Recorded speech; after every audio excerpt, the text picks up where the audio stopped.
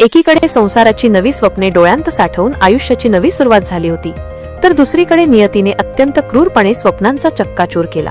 कराड चिपळूण राष्ट्रीय महामार्गावर येरफळे गावच्या हद्दीत झालेल्या एका भीषण अपघातात अवघ्या 10 दिवसांपूर्वी विवाहबंधनात अडकलेल्या नवदाम्पत्याचा जागीच मृत्यू झाला।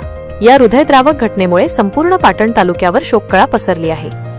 मिळालेल्या माहितीनुसार पाटण तालुक्यातील सडादाढोली येथील राजू झोरे वय 25 वर्षे आणि त्यांची पत्नी राणी झोरे वय 23 वर्षे हे दोघे आपल्या दुचाकीवरून प्रवास करत होते।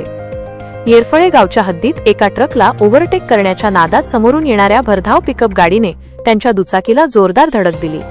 ही धडक इतकी भीषण होती की दुचाकीचे पुढचे चाक निखळून लांब पडले, तर पिकअप गाडीच्या समोरील काचेचा पूर्णपणे चक्काचूर झाला।